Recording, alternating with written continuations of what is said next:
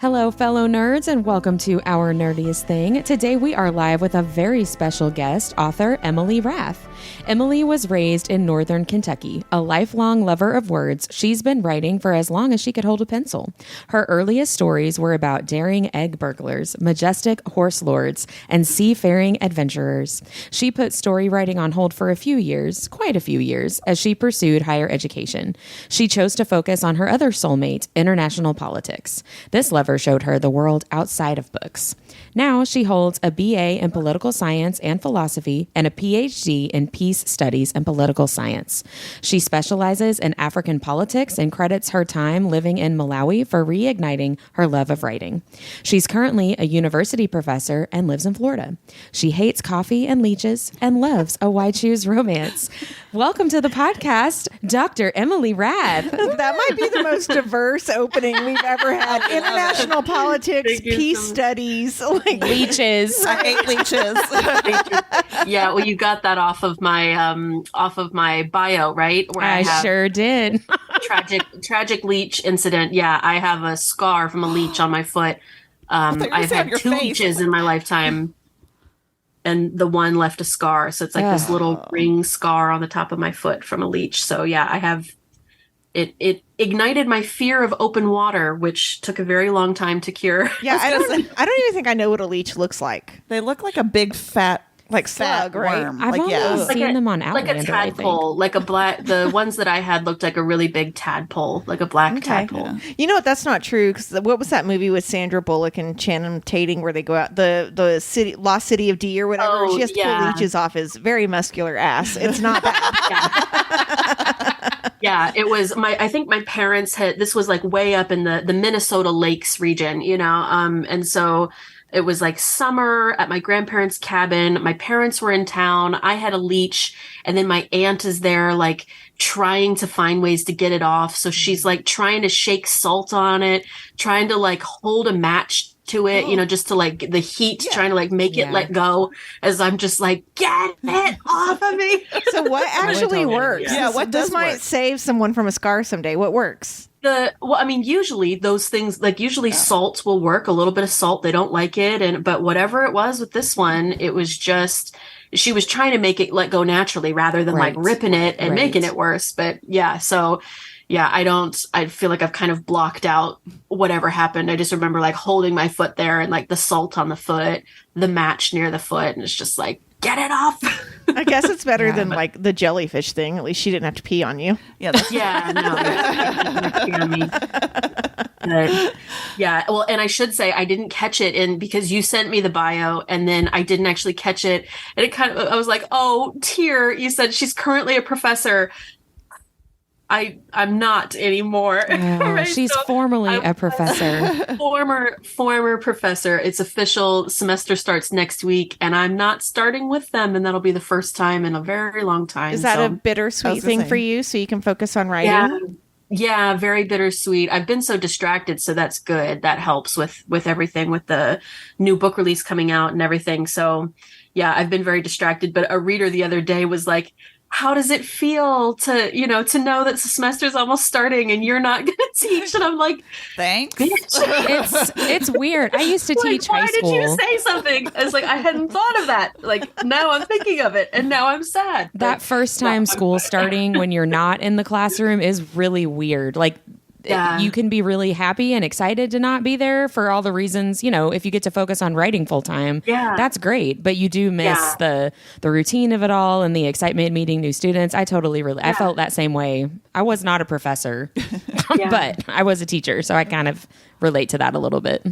Yeah. So it'll be bittersweet, but I'll be staying super busy and got a lot going on. And, when you're burning yourself at both ends the way that I was, because I was doing both of these things full time. I was full-time authoring and full-time university teaching. And there are not enough hours in the day. There's never, I was killing myself essentially. You can only do that for so long. So I'm just looking forward to like better health. I'm looking forward to taking better care of myself, getting better sleep, exercising, my gosh, just to get What's myself that? I don't know what that means. like I just need better life balance, you know? Yeah. So Is this the first time you've been able to step away from your quote unquote like college career, you know, the career you built for yourself to be able to write? Is this the first time you're able to do that full time? Congratulations. That's amazing. I have spent all of my married life essentially.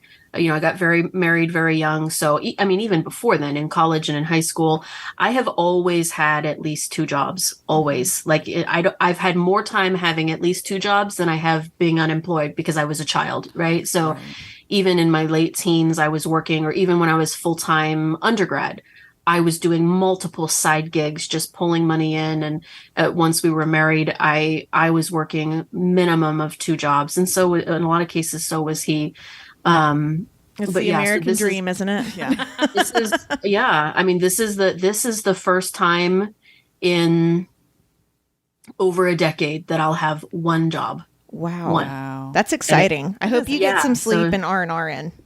Yeah. Well, it just gets weird because you're just like, I don't know what to do with myself, you know, or you feel like, I don't know, it feels like time is this luxury I don't deserve. And so now that I have 1 job and I have time, it's like, what do people do? Like, what do normal people do to fill all these hours in a day? You know, it's like, oh, this is where I could like exercise. This is where I could take a nap. Or like keep my house together or my life together, or like go buy cat food. Like this is the time people do those things. But so anyway, waxing nostalgic about how life is changing, but I'm sure you have questions you'd like to ask me as well. I'd like to dive in about how, like, your journey to becoming an author. So since now you're doing this full time, where did this all start? Yeah, so I really started taking the idea of not only writing seriously, but writing like lowercase a author turning into capital A author. It happened around 2017. So in my bio that you mentioned, I said I credit living in Malawi. So in 2017, 2018, I was living in Malawi doing dissertation research for, my other job, doing political science dissertation work. Malawi is it's a small, very poor country, one of the poorest countries in the world, landlocked in Southern Africa, and internet is incredibly expensive, right? Any kind of infrastructure like that's going to be expensive. So as a poor, starving grad student, it was like, if I am going to try and access the internet to do something, to like entertain yourself in the evening or whatever, it's like, well, number one, we often didn't have electricity. And number two, it was so expensive, we could not afford it. And so it was like, I have this wild imagination. I needed some kind of outlet. So it's like, if I can't watch and be entertained by something in the evening hours, I need something to do. So I started writing, and then the writing kind of went from there. I had a lot of time in the evenings where I was able to write. I wrote a whole story basically in the year that I was there. And my initial path was traditional publishing. I didn't really know anything about self-publishing. If you had asked me then, I would have told you it wasn't real publishing, right? I think just that long ago, that was the case, though. Yeah. I think just in the last 5 years, that's become like, okay, this is the way to go. Yeah. I had all of the nastiest things you can think of in terms of how legitimate it was, or the kind of people that would pursue that. I had that, but I didn't know any better. I just knew what rhetoric was out there. I had never explored it, didn't know a thing about it. So I was full trad 100%. So I was in those query trenches. I was, making my lists and contacting agents. And I did that for about 2.5 years. I did the first project. I moved forward. I got some interest from agents. I got an R&R. I actually got an offer from a small publishing house, but I just knew, kind of like after looking over the contract and things like that, I just knew it wasn't going to be the right fit for me. It wasn't the right moment. It wasn't the right book, which is really hard to do. If someone is telling you yes, for you to be the one that says actually no, that was really hard. But I still think it was the right move for me. So I wrote the next book. I shelved that one. I wrote the next book. I tried again. I queried for almost a year with that. And then that was when the pandemic hit. So I was about halfway through my querying journey with that book when the pandemic hit, which is when I sunk into like, I need some joy. I am housebound. I want something that's just for me, like a project that I don't care if it ever sees the light of day. And that's how my spicy Bridgerton-esque, Jane Austen-esque, why choose Regency romance happened, right? Where I was just like, this is for Emily and no one else. It's like, this is me doing a mashup of a couple of my favorite things, which is Regency and why choose, right? And then I self-published it, and that it's like I haven't looked back since. I had to do all this work to figure out what self-publishing is. How do you do it? I've made literally every mistake one can make. I've just been like bouncing around, writing books and publishing them, and here I am. And through the self-publishing, I fell backwards kind of into getting an agent. So now I'm agented, and now I'm hybrid, and I'm actually able to pursue publishing books for the traditional market as well as the self-published market. Emily, do you mind me asking, you said that you made every mistake you could make when you were trying to self-publish. So if there was a new author that was trying to self-publish, what mistake would you want them to not make? What do you want them to know?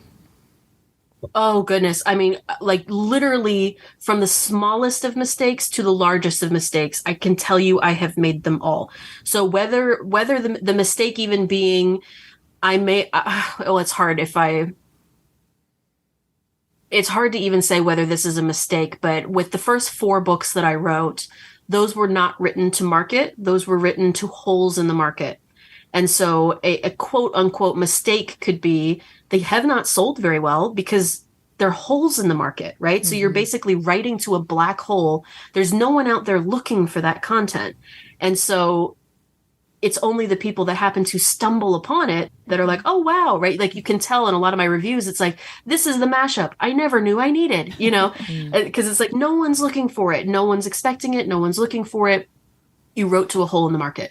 So things like that of like how I marketed myself, the idea that I wrote in third person for the self-publishing KU market. Third person is like a nail in your own coffin.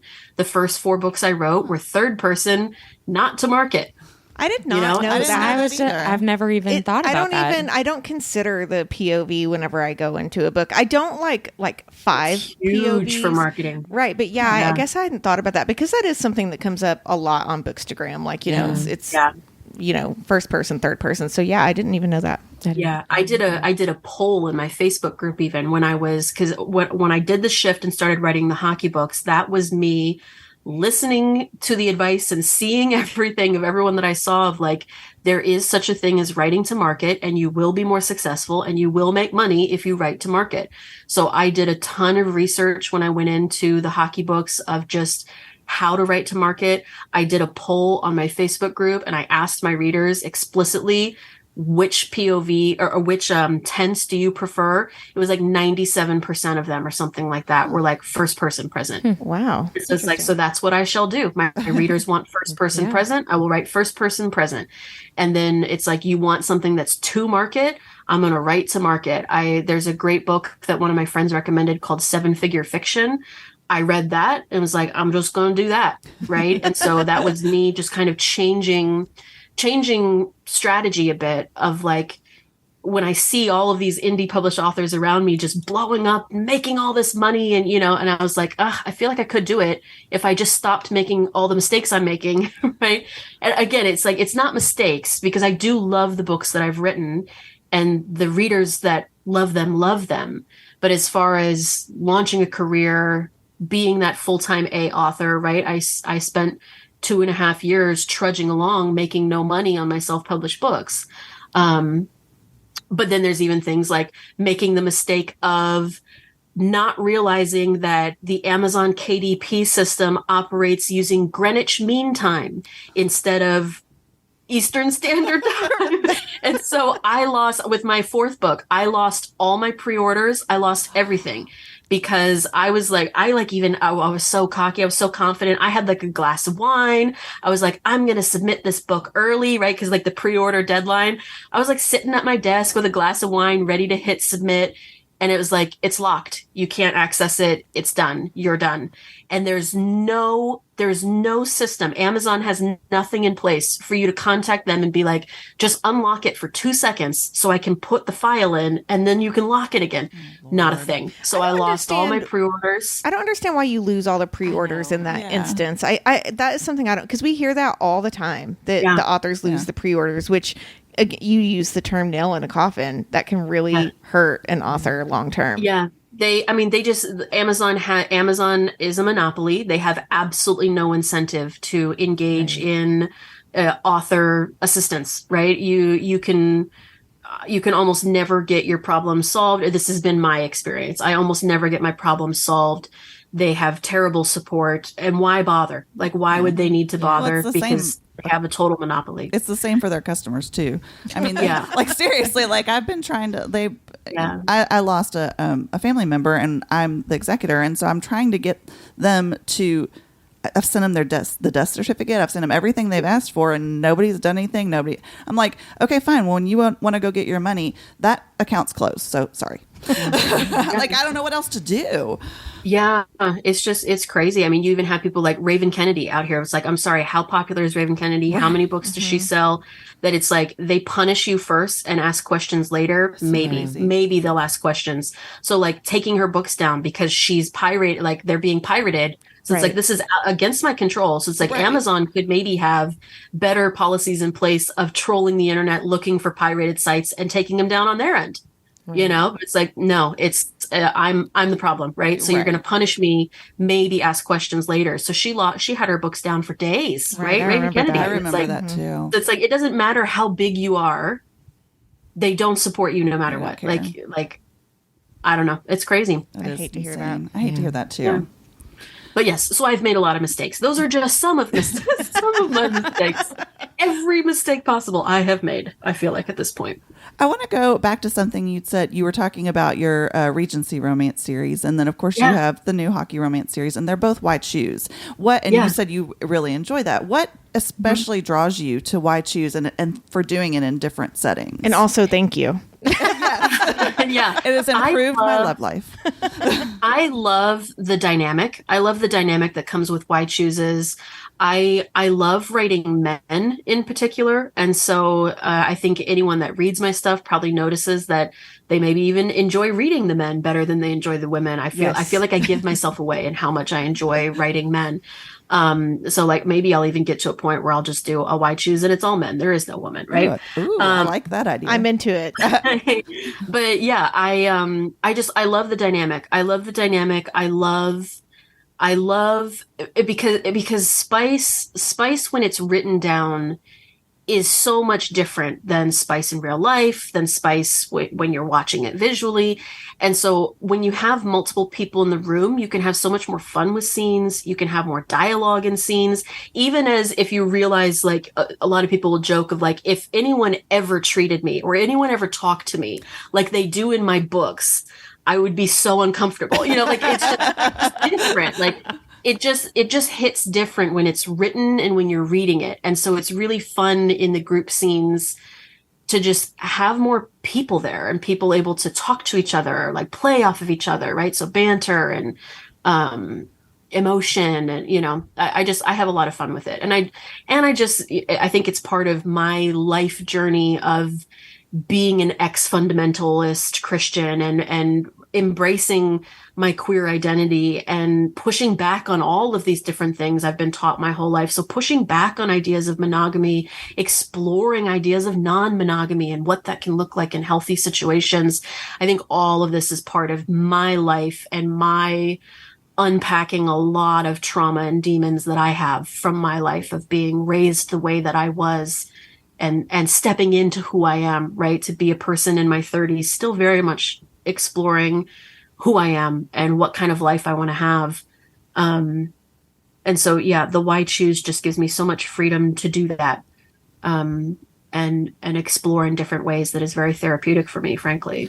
Well, it comes across in your writing because I have so enjoyed it. And I'm fairly new to White Shoes in general. And I started out with more of a, like there was a paranormal reason for the why choose, which I really dug. It was Jay Bree. It was Jay Bree. The Bonsatai. Yeah. And then yours was the first one I read that was like contemporary. And I was like, how is this going to work? And it so works. Like, I love the idea that there might not be one person that fulfills every hole in your heart. Yeah. I'm glad you said in your heart. I was like, Mindy? And all the other ones too. But no, I just really like, there was something that resonated with me for that. And I think it definitely, like what you said definitely comes across on your writing. Yeah. Yeah, I think it's just important to explore that, or even as I just look back on my life in different times, even like the idea of like soulmates, right? Where we always think of like soulmate level match or one soulmate. But it's just this idea of like, gosh, we're all so complicated. We're all such complicated people. And the idea of one person meeting all our needs, even if it never gets sexual, right? So that's where you can even think of like that best friend that you go to, that you have a relationship where there are things you tell the best friend that you don't tell a partner, or there's things you tell a sister that you don't tell the partner or the best friend, or that you just, people are complicated, and not all of the facets of us can be met by one singular other person, right? And it's fair on both sides. So often you feel like, or I've had these conversations where people think like it's women, and it's like, no, it's men too. Like it's anyone, it's any person, he, she, they, we're complicated people, and we're social people, and it's rare. And maybe there are people that they do align better and they are a good match, but I feel like it's actually not the norm. But we've been taught to like look for that, or think that that's real, and it gets exhausting of like, I'm just gonna keep pretending that you're the perfect one, when we both know that this isn't real. Or it's like you just get to a point where you're like, this doesn't feel real the way that society and culture and religion, or all these other things try and make me think this is real, my one partner. Well, and I think you can get caught up too in because in all that rhetoric that it's easy, and so people don't realize that it's work. If you're going to stay with one person, you're going to have to work a lot harder to fulfill those other parts that need to be fulfilled, and that's probably why most half of marriages end in divorce. But or I think worse is you don't do the work. It can either be that you do the work, or I think what I feel like I see so much in what so many people, just like friends or family members, whatever, they become someone they're not. And so in your effort to meet the needs of all the needs of your partner, you twist yourself into knots, or you become someone that you're not. But it's the thing that they need. And then you're like, this is not me. This is not me. If we had if we had another wife, then maybe the other wife that did have that personality would do those things for you or meet that need for you. It's not me. So I'm becoming someone I'm not. I'm chipping pieces of myself away. I'm changing my identity to meet your needs at my expense, the expense of my mental health, my emotional health, right? And so you can go and you can be like, well, here we are 15 years later, and I don't recognize myself anymore. Like, how many times have people said that in marriages of like, I twisted myself into someone I'm not for you? When what if we lived in this crazy world where we just had more of us, and you had that other person that met those needs, and I could continue to meet the needs that I do meet for you, and we could all just roll along. Knowing how you grew up, Emily, and you said you're an ex-fundamentalist Christian, right? Yeah. How do you deal with the negative feedback from that group of people? You just have to have a really thick skin, right? Like, even I had made a TikTok the other day. A reader of mine was so funny. She made a talk where someone was basically like talking about like how important it is to read sacred texts or something. And so she jokingly like held up a pucking around and is like, like from the first book of Caleb, chapter 55. What did you say to me? I saw that one. It's like whatever. That was awesome. So I turned them into stickers, and I sent her a couple, and I got hate like on that. I posted a TikTok saying that this is what happened. So I turned them into stickers. Here they are. So here's a couple of Bible verses, like, right, tongue in cheek.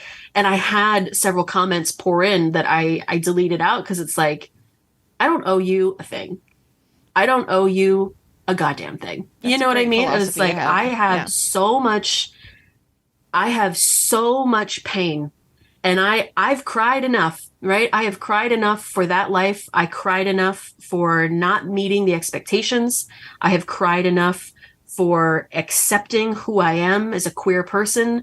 You just like, I don't owe Christians anything else. They've taken enough of me. They can't have more. And so you just have to reach a point where it's like, I don't owe you a goddamn thing. And so it just really thickens your skin. You can't hear me clap over podcasts, but that's what I'm doing off camera. That's amazing. The silent golf clap. That's right. Yeah. And I mean, it's like for when religions work for people, if Christianity works for people, if Christianity in the US works for you, fine. It does not work for me. It did not work for me. It was torturous. It was traumatic. It was upsetting. It was awful. I got out. You're not going to drag me back in, and you're not going to make me feel bad. Good for you. You just can't do it. Good for you. I feel like a lot of women need that mantra. Seriously.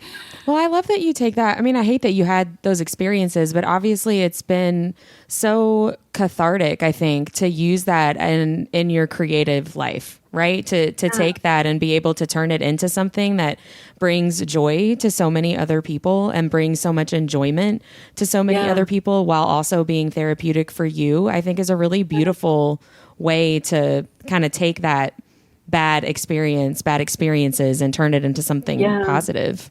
Yeah, well, and I feel like it's meant so much to me of like just how many queer people have reached out to be like, oh, thank God, like to write queer people just being unbothered and being happy and just living their life and no one questioning them, or how many polyamorous people, right, active in the lifestyle have been like, the way you talk about consent or the way you highlight communication and that it's sometimes messy and that it's sometimes awkward and it's sometimes confusing, that has meant so much as well, that it's like the readers that are meant to read it and take lessons out of it or feel better, right? Or get the support or comfort that they need, they're going to get it, right? So that makes it that much easier. If you can have someone that's like, I have a better relationship with my trans child now because of reading one of your books, it's that much easier to ignore the trolls that comment on a TikTok about like, how dare you make a mockery of the Bible? Be like, bye, it's like, bye. Like you can just ignore it. You can delete and you can ignore of like, I don't need that noise, when I would so much rather focus on the noise of someone saying, you've improved my marriage, or you've encouraged me to try new things in our relationship, or I understand my queer children better. Like, it's just like, that is the message I will keep, the others can go away. Well, and there are so many readers that are embracing this. I mean, if you haven't been living under a rock and not read this amazing book, can you tell some of our listeners kind of a little bit about Pucking Around and its companion books, and then what we can expect from the upcoming sequel, Pucking Wild, which I have in my hot little hands and I have not gotten to yet, and it's stressing me out. Yeah. So the series starts. This is a contemporary hockey romance series that I am building out. And so the whole series started with a short little novella that I wrote basically as like, honestly, it was like a newsletter hook, right? For my readers of like, get this free novella. It was around Christmas time. So it's like, Merry Christmas, free thing, join my newsletter.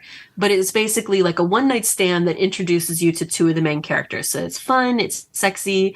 It's just like laugh out loud funny as the two of them just have a sweet moment together in Seattle. And that's what kicks it off. And so Pucking Around is the first main book. And Pucking Around is an MMFM, queer why choose hockey romance, right? So you have each of the books, there's going to be 5 main books in the series. Each of them will be pucking something, right? So we've got Pucking Around. Pucking Wild is book 2 that comes out August 21st. Pucking Sweet will be book 3. And so it's an interconnected standalone series. So each main book will be different characters as the POV. So in Pucking Around, you have the 4 main characters. Rachel as a young med student, basically kind of like still med student level in her residency, wins a fellowship, a 1-year fellowship, and she's placed with a professional sports team to like basically learn on the fly, right? Like you're going to learn how to do sports medicine by following along a sports team. And so she's placed with the newest expansion team of the NHL, which is called the Jacksonville Rays. So while she's there, you know, the love story unfolds between her and 3 of the guys that are connected to the team. So 2 of them are players and 1 is the equipment manager for the team. With the books that go on, then book 2, which comes out on August 21st, that is Rachel's best friend, Tess. And again, one of the hockey players. So all the 5 main books will feature at least one hockey player with someone, right? Someone in the realm. Yeah. Yeah. So book 2 is Tess and Ryan. Ryan is a forward. Tess is Rachel's best friend, and Tess is kind of going through some stuff, right? She's going through some life changes, and she goes to Jacksonville as she's processing some changes to her life and meets Ryan, and they kick things off from there. And then book 3 will be MFM book that will feature the public relations director and 2 of the hockey players. I'm so excited for that one. And then book 4 will be an MM book, which will be a doctor of physical therapy and one of the players, or he's like coming in to potentially be the doctor of physical therapy. And then book 5 will be FFM, and that will feature one of the mains from Pucking Around, Jake. It's his sister's book, will be the 5th book. And so that's his sister, Amy, with a team statistician and a player. Oh my gosh, I can't wait. So yeah, we're going to have a ton of fun with it. That's going to be the next like year and a half of my life, is slowly rolling out these books. I've got a lot of other stuff planned too, though. It's not just all hockey from here. Like once I finish this series, then I'll be moving on to other things. And even as I'm finishing this series, other things are going to be coming out from me, which is exciting. But yeah, that was a long answer. But No, that's exactly what I wanted. So I know from being part of your Facebook group, the Emily Verse, like you have a great fandom that's like supportive of you, and I love being a part of it. Are there any fandoms that you are a part of? Like, or do you have any like specifically nerdy things that you enjoy doing? Specifically nerdy things, or generally nerdy things too. Yeah. I would think I was never really the type that, honestly, just because I was so busy with like extracurriculars or whatever, I was never really the type that got into like boy bands growing up, because I was always in band. I was in symphonic and jazz and marching band, you know, so it's like that took up my time. What instrument, Emily? I was a percussionist. Me too. So I was snare drum. Drumline. Yep. Yeah. I did drumline, and then I did pit as well. So I loved doing like marimba, xylophone, all that. I don't know about you, but I always loved the guys that would just come in there and dick around, and then we would like go to secure like first chair, second chair, and I was like first chair, and they'd all be like, and I'd be like, that's right, I'm good at what I do. Thank you very much. Yeah. So the things that I was into, I mean, an obscure fandom that I would say that I followed was like, I was really into horseback riding. So like eventing, you know, like drama and intrigue amongst, you know, Olympic level eventers, like dressage and show jumping and stuff. Like I was really into that, and I would go to events and you know, like get to go and see them do like lectures and stuff like that. Or like they would do these, it's kind of like a version of a lecture where they would be mic'd up and basically be talking to the crowd as they were giving a lesson. Right. And so it'd be like these cool things that like you could go and they would have like, it's going to be an open lesson. The crowd can be there and watch as someone is riding a horse and being instructed by this Olympian. And then, but you're getting to hear everything the Olympian is saying. And then the Olympian kind of like talks to the crowd. It's like, is that obscure enough or weird enough like in terms of like a TED fandom? That's a very weird fandom. So it's like an interactive TED Talk. Yes, it is. Yeah. Very cool. So I did that a couple of times. I would say super obscure stuff like horses and horse training, horseback riders. That was something that I was super into. Whitney doesn't like horseback riding. She got flung from a horse on our last girls' trip, but her horse was a bitch. You know, she was. Yeah, that'll do it. All right, so I'm going to move into just a quick little speed round. It's called Hockey Romance Title, Yay or Nay. Okay. So some of these are real titles. Some of them are ones that I've made up. And you just tell me yes or no. Really quick before I get started, were you a hockey fan before you started writing hockey romance, or did it just kind of fall in your lap? Yeah, no, yeah. I was even before I was writing hockey romance, I was reading hockey romance. So that was what really inspired me. Going back to the conversation we had talking about writing to market. I had noticed when I, way back in my, history of my TikTok, you can see that I would do reviews of hockey books, hockey series that I was reading. And what I had realized pretty early on was like, they got a ton of views, right? Like there were people, those would hit the FYP. Those were being found by people. They were being seen by people. And so I was like, I think there's something to this. Like the author hat went on of like, there's a lot of traction on TikTok amongst hockey romance readers, me being one of them, right? I was doing Helena Hunting and Samantha Whiskey, S.J. Tilley, right? I was reading all these different hockey series and seeing how much engagement the videos got. So that was where I felt like, even while I was deep in finishing my Regency series, it was just on the back burner of my brain of like, that there's a market there. There is a market on TikTok for hockey romances. But even before then, yes. So I've always been interested in hockey. We've gone to hockey games. My family's from northern Minnesota. I actually have, my great grandfather was a professional hockey player. I didn't know this until I started doing the research. Oh, how funny. For my book. And my mom was like, my grandpa played. He actually played for the NHL. He played for Boston. He played for Chicago.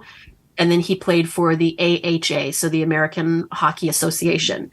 So that's kind of like minor league. But he played for the St. Paul Saints. He played for Tulsa. And then he actually has a patent for a blade sharpening device. And so, so my mom was able to find a bunch of like old clippings from that. So there's these cool pictures of like him in the 30s in his St. Paul Saints uniform, right? Or like him on the ice. Cool. It's really amazing.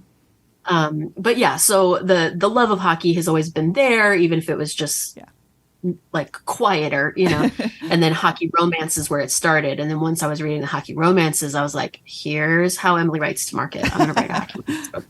And then I dove all in. Yeah. When I discovered hockey, I've always been, not always, but I've been a hockey fan for a long time. My family follows the St. Louis Blues, and so we're like all in. We're like super jazzed about it. And then I found out that there's these romance books being written all around hockey. I'm like, where have these been all my life? Like, so it's fairly new to me that I even discovered that whole genre. So I'm just super happy about it. Anyway, so you probably will recognize some of these titles. Okay, we'll see. Okay, so hockey romance title, yay or nay? Puck Me Secretly. Yay. See Jane Score. Maybe? Yes. Yay. It's by Odette Stone. Oh, okay. Jane Score is Rachel Gibson. Oh, sorry. Yes, you're right. No, Puck Me Secretly. Oh. Thank you for. Yeah. I need to make my stuff bigger so I can see better. Yes, See Jane Score is Rachel Gibson. Okay. Next, The Butt End. I would think maybe nay. Correct. It should be. It should be a though, real right? title. It's my favorite hockey term. All right. Next, Egotistical Puck Boy. Ooh, yay. Yes. That's Saxon James. Yes, it is. Get in My Five Hole. I'd say nay. You would be correct. My husband came up with that one. I was not ready for that. Yeah. All right. Sleet Kitten. Yay. That's S.J. Tilley. Yeah, you mentioned S.J. Tilley. Hot as Puck. Hot as Puck. I don't think that's one of Helena's, is it? Helena did all of the Puck. Maybe? I would say yes. Maybe? It is a yes, but it's Lily Valente. Okay, Lily Valente. Yeah, okay. it is one. Naughty or Ice? That sounds like maybe yes. Yes? Yes. Sylvia Pierce wrote that one. Yeah. Puck Like Bunnies. These are good to me. I think maybe no. It's a no. All right. Puck Like Bunnies. They haven't heard these, so that's why We weren't prepared. All right. 5 on 3. Maybe? No? That's a no. No. Nope, that's a no. I'm doing okay. You are doing really good, actually. Yeah. All right. Sincerely, the Puck Bunny. Actually, I think that is one. It is. It's Mirren Moore. Yeah. Yep. Yeah. Poke check. Oh, go ahead. Poke check? Poke check. Sorry. These are so funny. They don't watch hockey. So they don't even know, these are actual hockey terms. I'd say no. Poke check actually is. It was written. Is? Okay. Yes, it's written by R.H. Scott and V.L. Losi. I hadn't read that one yet, but now I want to. The next I should say as well, I'm terrible with titles. It's the kind of thing I'm much better with covers than titles. Gotcha. But I feel like I'm doing okay. You're doing really, really well. Yes. All right. The next one is The Deke and the Dangler. I did not keep it together. I'm sorry. It's no. No. Yeah. Yeah. So, that one, my husband came up with that one as well. All right. The next one is Hitting from Behind. That one seems plausible as a yes. It's a no, but it does seem more plausible than some of the other ones. It seems plausible. Yeah, this is what's so hard. It's like these kind of games. Yeah. The next one is Grinder. Yes, that is Samantha Whiskey. It's Julia Bevan, but maybe Samantha Whiskey did one called Grinder too. Maybe I think Samantha for sure also has one called Grinder. And then the final one is Bang It Home. Bang It Home. Maybe no. It is a no, but that one definitely should be a title, right? I came up with that one, and I'm like, I think I need to write that one. Add it to your short list of title ideas.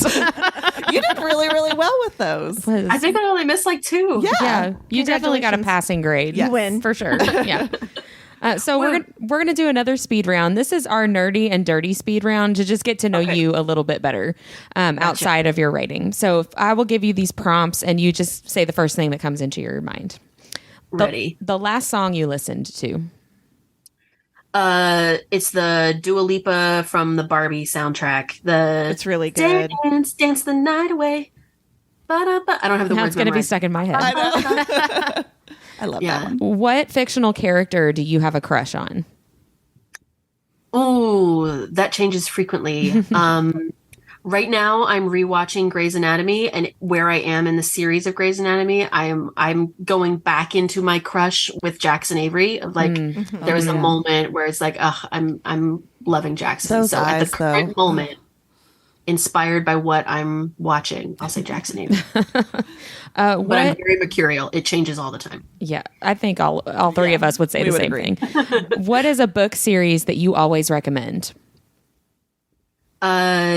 The Abhorsen Chronicles by Garth Nix.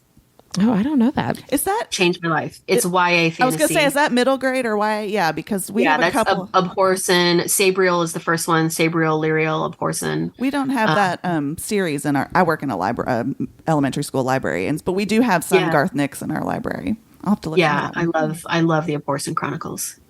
What TV series should everyone watch?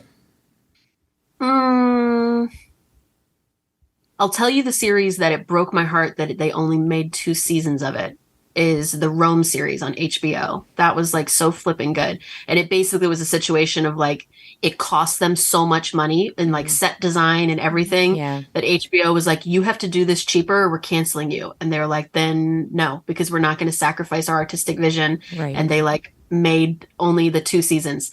But I feel like, God, it was I feel like it was really well done. But it's not everyone's cup of tea, so I don't want to be like, everyone go watch this show. But it was so good. And that there's only 2 seasons just breaks my heart every time. I love that show. Rome, HBO. Right. A book character you would get nerdy and dirty with. It could be one of yours. It could be one of mine. Okay, well, sure. Mine, it would be Burke from my Regency series. Yeah. A food that you refuse to eat. Yeah, I remember seeing this one on the list. Okay, so my family growing up, they loved, it would be once a month, we would do the Polish kielbasa and sauerkraut. Yeah. And it's sauerkraut. Yeah. It's that lost me at smell, sauerkraut. I can so appreciate that it's cultural, and I can so appreciate how many people love and care for sauerkraut. That smell haunts me. I'm very much though about like smell affecting taste for me. Like I was a very picky eater as a kid. So yeah, smell affects taste. And so I would say sauerkraut but like I love kimchi. So kimchi is like just prepared differently, but whatever it is about sauerkraut, that smell of it sauteing in a pan, and it's just like, that's the fact that the word sour is in the name too isn't appealing either. It doesn't help anything. It doesn't help. Yeah, but it's like other kinds of sour cabbage I will eat and enjoy for myself. But that particular kind of sour cabbage is a hard pass. No thanks. What paranormal power would you want to have? I want to say like flight. Flight would be cool. Reading people's minds would just be exhausting. Or like if you know, like a magnet, you know, but like a it would hurt Professor X. It would hurt my feelings too much. Yeah. Flight would be cool. Or like Magneto, controlling magnetic fields. That would be really. I would want both. I would want to fly and control magnetic fields like Magneto. I feel like you need to fly to get to the magnetic fields. Those go hand in hand. Yeah. A favorite weekend activity? I love swimming. So taking my kiddo to whether it's like the splash pad or the pool, or the beach, I've always loved the water. So swimming would be a big one that I would love. And then also a lot of times when we're like in the heat of the week and we're all really busy, and this will change now that I'm working just the one job, but our guilty pleasure is brunch. So like going on the weekend as a family and getting brunch, we do that pretty much every weekend, either Saturday or Sunday. One of those days will be us brunching somewhere. It's just nice. Yeah. Just relaxing. So swimming and brunch. I would like to have a weekend with you to be able to do this. That sounds great. Brunch and then swim. Yeah. Smut or plot? Splot. Both. But I would say I would choose plot over smut if I had to. But I love romance. So if there's romance in the plot, that's great. But if I had to choose one, I would choose plot. Yeah. A favorite childhood book? I mean, the Aporson Chronicles are kind of middle grade into. I'm looking over at my list over here. Oh, Hank the Cowdog. I love that series. We have that in our library still. It still gets checked out by kids. Yeah. Or Brian Jacques. Maybe I would switch it to Brian Jacques. Oh, yeah. I love the Redwall and the Redwall series. Yeah. I have to look at these. Very, very different. They're kind of different ends of a spectrum. Both talking animals, but different vibes. One's a Hank little the Cowdog more versus Hank the Cowdog. I contain multitudes. I contain a love for Hank the Cowdog and Brian Jacques. You are both whimsical and fantastical. What are you currently reading, or what is the last book you finished and loved? The last book I finished, and I'll say I enjoyed this one. I'm enjoying the series. Didn't actually kind of love the one that I just read. I'm reading the Naga Bride series from Naomi Lucas. So it's a sci-fi a series that is, it's like snake centaurs. So it's like guy on top, snake on bottom. That's kind of terrifying. So it's kind of like with Tiffany Roberts, like the Ensnared series, where it's like a kind of like a arachnitar, right? Like a spider centaur type thing. That's a no for me. Very similar, but it's cool. It's kind of got like Ice Planet Barbarian vibes, where it's like each of the books is giving you small pieces of the world building. So you're putting together this bigger puzzle of like, what happened? Why are they here? What are they looking for? What's going on?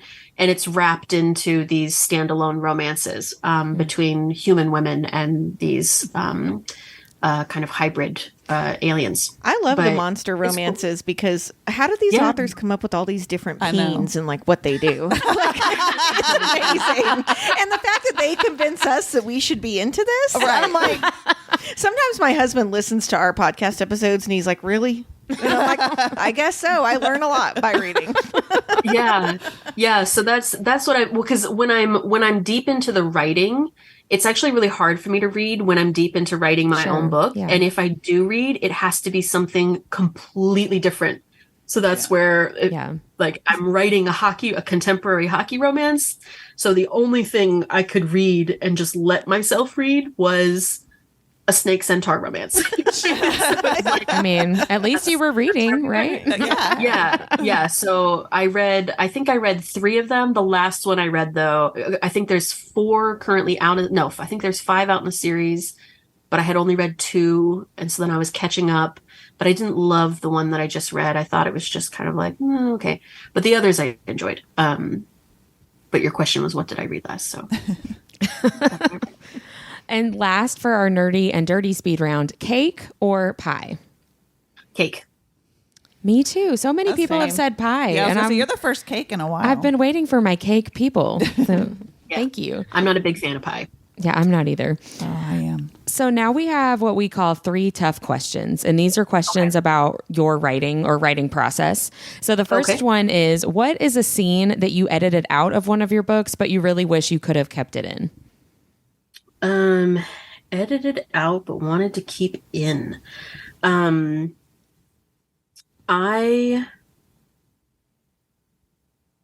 think. It's hard to say because a lot of times when I edit something out, it's like it's for good reason, you know? Mm-hmm. Like if I edit an entire character out or I edit an arc, like a direction that I'm going out, it's kind of like because it needed to come out. I had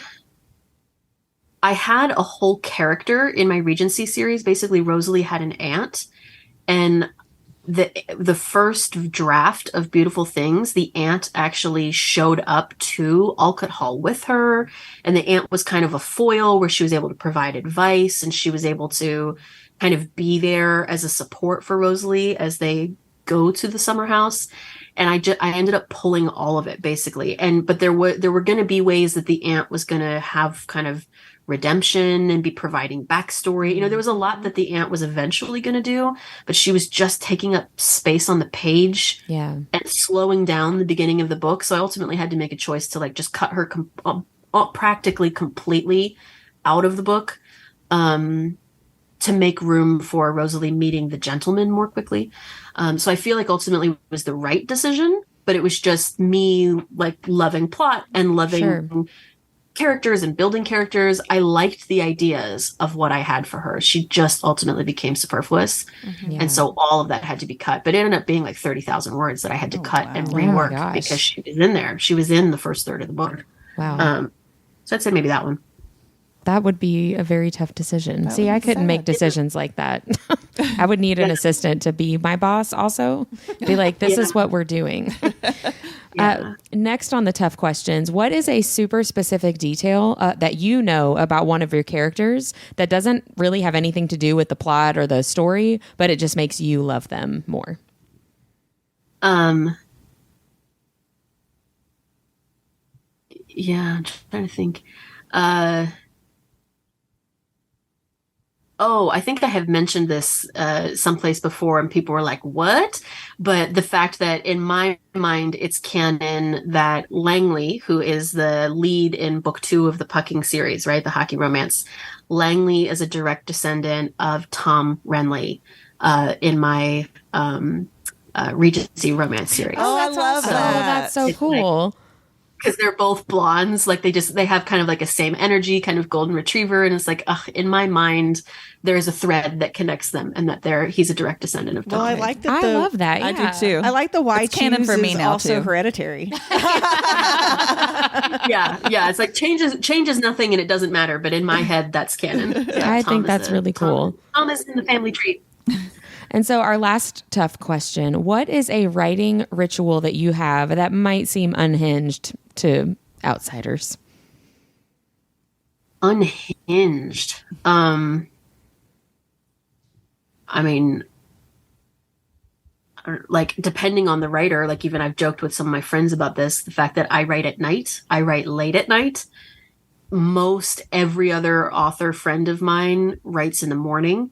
The idea of their brains functioning to be able to write at night, they're like, I could never. I literally could That's never. what I was just thinking about myself. But they're like, my sweet spot is from, like 8 to 10 a.m. and then I can't write anymore or something, so but it was a function of my life. It was a function of the fact that I worked 9 to 5, sometimes even later into the evening. And then I would come home, try and be present with my family, make dinner, put my kid to bed. So I wasn't starting my second job until like 9 at night. And so I'd be going until 1, 2, 3 in the morning, trying to be productive and creative. But for most of my writer friends, they're like, I could never do that. Do you think you'll keep that schedule since you're used to that? Will you still write at night? Honestly, it's going to be very strange. My kid goes back to school tomorrow. And so it's going to be a real strange reality to sit in of finally having that freedom. Because that's what's been weird about this summer is like I quit the job, but it felt like nothing changed, you know, but it's because he was out of school. And so he's here with me. And so really nothing did change. I wrote Pucking Wild mostly at night through the summer when he goes to bed. Right. And so, so it'll be very interesting to see what happens, to see what my productivity looks like. Like a part of it's hard because the overachiever in me, or the person that cannot stand to have free time because she doesn't know what to do with it. I'm like, oh my gosh, am I going to start writing like 2 books at once?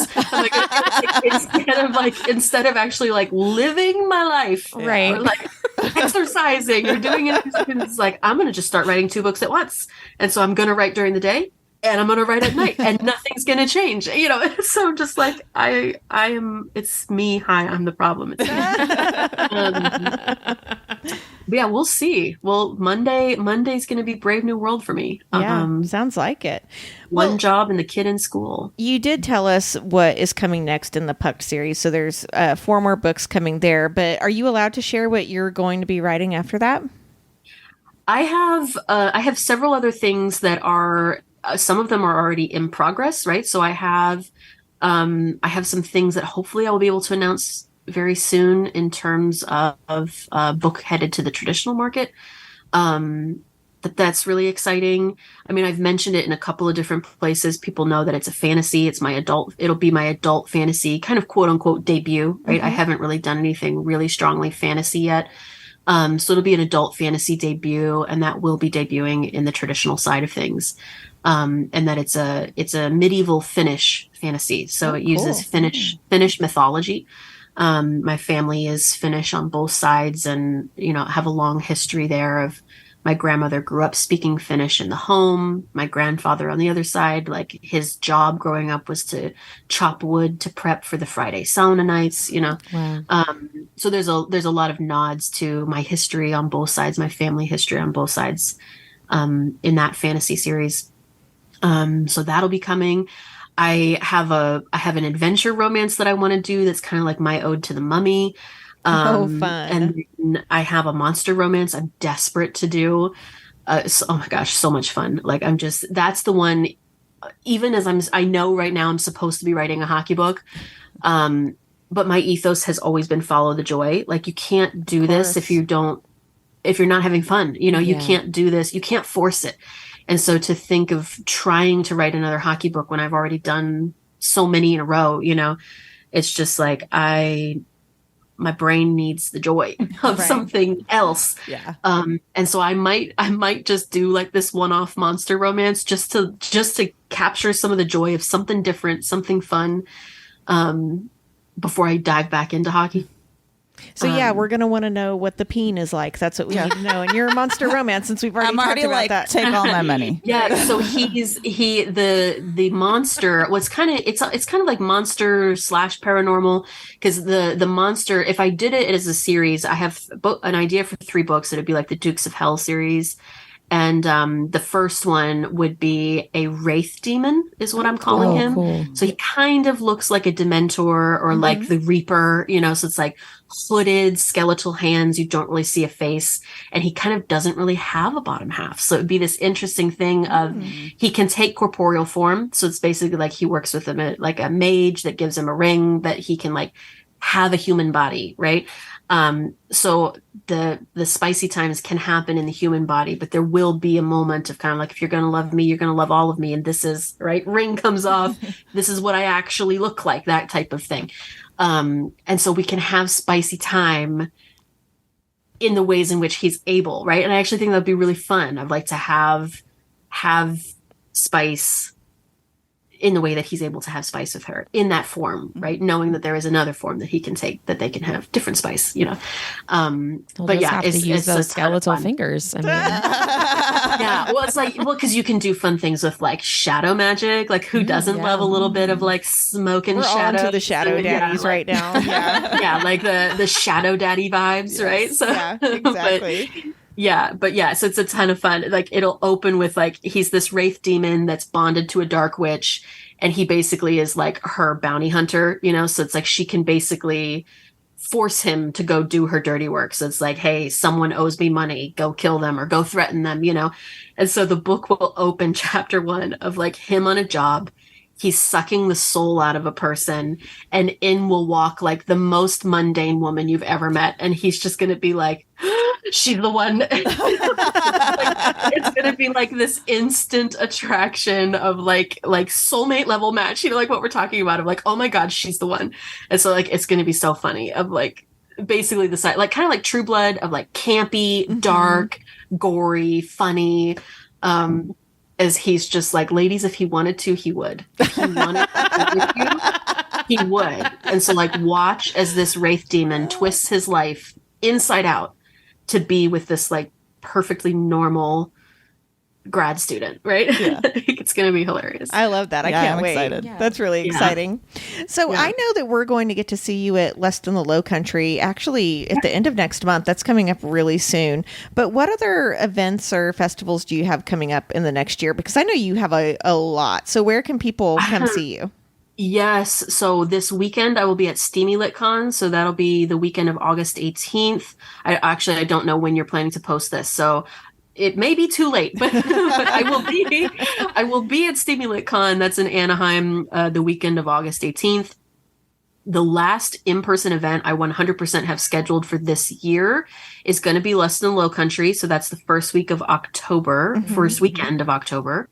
But next year I have, sweet heavens, I'm making the rounds. I'm going to pull this up so that I don't miss any. Some of these I don't think are technically announced, but I'm going to be in April of next year. I'll be at Readers Take Denver. That one has definitely been announced. That's weekend of April 18th.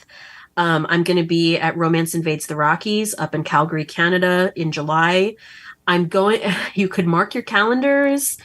I don't think I'm technically supposed to say yet whether or not I may be in Europe in September, but if people know what happens in Europe in September, you can probably count on me being roaming around. Awesome. Like, mark your calendars, more from me soon, but I may be in Europe. We all know what September. You mean. Yeah. I may wink, nod. Be in Europe in September. For 2 events. I'm planning to be at 2 events in September. And then probably Less Than Low Country again next year. And then the last one on my calendar for next year for sure is Love in Vegas at the end of October. So I'm going to be real busy in 2024. I'll be all over the place. You'll be able to have, when I'm able to update it with actual like confirmed updates, that's all available on my Instagram. I have that pinned at the top of my Instagram page. Well, thank goodness you only have one job now. Gosh. Yeah. Well, I mean, it's like with the pandemic and with working and with all this stuff, I haven't traveled in so long. So when I had a couple of these opportunities, I was like, I'm going for it. Like, we're going to Canada, we're going to Europe, pack our bags. So it should be fun. It'll be really busy, but it should be fun. And I just love getting out and seeing the readers and being on panels, and it's fun for me. It is fun. So we know you mentioned earlier that we can get your books off Amazon, but where else can we get them, and where do you prefer that readers buy your books?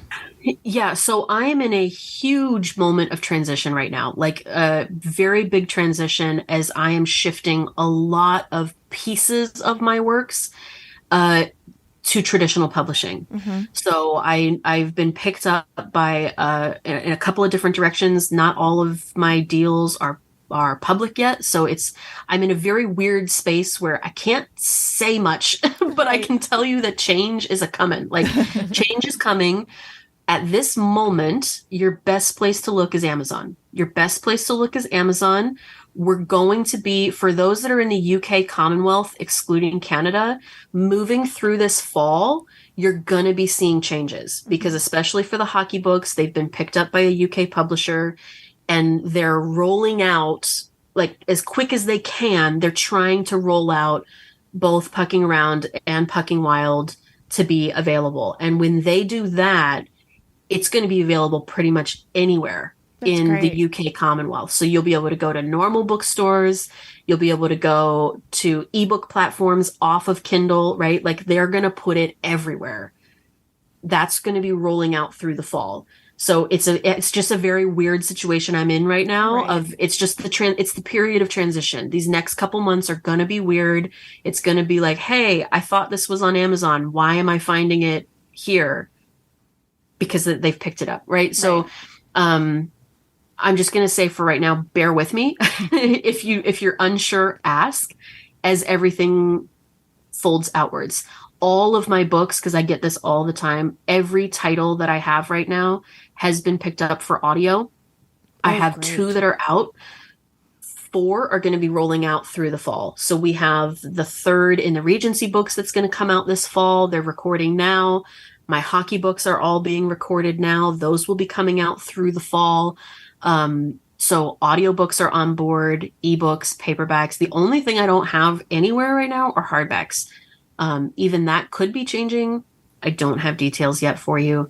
But yeah, US readers, stick to Amazon. For the next several months, winky face, maybe not forever, but for the next several months, look on Amazon. Right. UK Commonwealth readers, just bear with me. It's going to be messy. We're rolling it out so that you will have tons of options, cheaper options, right? Because that's the name of the game, is like wanting accessibility, wanting it as cheap as possible. But the rollout is just kind of weird and uncomfy as we... And you know what I just realized as we're talking is we've said the title of your hockey romance several times, but not the title of your Regency romance. So can you tell our readers what that is? Oh, yeah. Yeah, so the series is called the Second Sons series. The idea being that they're all second sons, right? Mm-hmm. The first sons all get to inherit and the second sons get to have fun. Right, yeah. So those first 2 books are on audio? The first 2. So that's great. Rosalie's Duet is done. So Rosalie's Duet is Beautiful Things and His Grace the Duke. Those are those first 2 books. That's Rosalie's Duet. Book 3 is a spinoff for one of the main characters, Madeline. So it's basically Madeline's love story. Madeline's book is an MMF. Rosalie's is an MMMF. Why choose? So Madeline just has 2 gentlemen. Rosalie has 3. You know, I've realized the more I read Why Choose, the more I really enjoy a lot. Yeah, like a lot. And I didn't even realize that was my thing probably until this year. But I'm like, okay, I think I like how uninhibited men are, I guess. I think, in a lot of writing, that's how it is. So, okay. So we know that we can find you on TikTok. We know about your Facebook group. We know you're on Instagram. Is there anywhere else people can find you online? No, those are the main ones. We've been building out a really lovely community in the Facebook group. So if you join that, it's really welcoming, a lot of fun. I do a lot of like sneak peeks in there. I'll do sneak peeks of art, talk about, upcoming things. I'll get a bit more personal on there than I do in some other spaces sometimes, sharing stuff. I'll do lives through Facebook. That's the main place I do lives. I don't really do any lives on TikTok. I've done a couple of lives here and there on Instagram. I have a Twitter, never use it, right? Like I check it like once in a blue moon, but I have it. So yeah, those are the main places. I would say the best place to contact me is going to be my Instagram DMs. Not Facebook. I don't really check my Facebook DMs either because I get a ton. I don't know if this is similar for you. I get so much spam. I do too. Yeah. Facebook DMs. It's just 90% of it is spam. Right. So I've just kind of stopped checking it because it's like, this is a waste of my time. I'm like, I do not want to be an ambassador for your sunglasses. I know. Like, God, stop messaging me about that. Yeah. It'll Because just we run this account, and then I have a business account, and then I have a personal account, right? And so I'm like, I don't want to be your ambassador for anything. Yeah. Like, unless you're going to send me a contract and this, like, you know what I mean? Then maybe.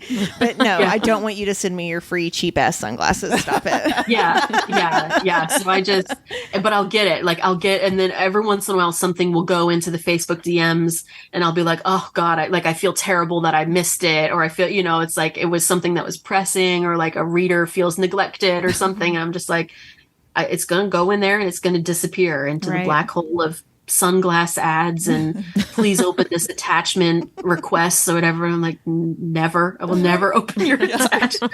Stranger on the internet. But yeah, so I don't know what it is about Facebook DMs, but I'm just like, that's a black hole. Don't contact me there. That's not gonna answer. So one thing that we always do to wrap up our podcast every single week is we talk about our nerdiest thing of the week. So it can be something you did, something you watched, something that you saw somewhere that you really loved. And so we would love to hear what your nerdiest thing of the week is. Nerdiest thing of the week. I'm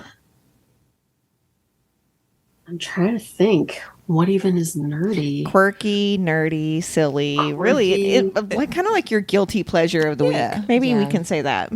My guilty. I don't think it's not nerdy at all, but a guilty pleasure of the week is I have become fixated until I finish this pack of graham crackers. I'm going to keep making what I am calling like an Emily's peanut butter s'more explosion dessert.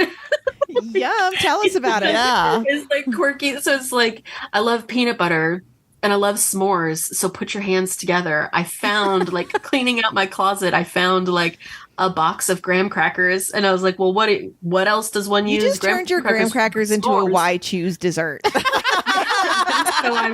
So I've been taking, it's like my decadent thing I've been letting myself have, and I've been like spacing it out because it's like these graham crackers won't last forever. And so I'm like, I take the graham cracker and I put a little bit of peanut butter on it, and then I put like the little Hershey square, and then like a little bit more peanut butter, just a little bit, and then you take a marshmallow and you just like pull it in half and stick it on. So it's like, I'm not like roasting the marshmallow, but yeah, so I'm just like, it's been my decadent Emily gets to eat whatever she wants. Whatever she wants. Like, as long as these graham crackers exist, I'm going to make these s'mores. Is it weird that I'm turned on by this dessert? I really am. It sounds peanut delicious. Buttery. Yeah, I love peanut butter. Marshmallowy. Well, I got to say, Emily, that's pretty nerdy. Yes. So thank you for sharing that with us. And maybe we'll just bring you a box of graham crackers to Lit. So then you can continue to have this special treat for yourself. Actually, I ran over to the bookstore today because they had just gotten a bunch of my books in, and to sign them. And I was there a couple days ago, and I made a video. I think I posted it on like Instagram or TikTok or somewhere.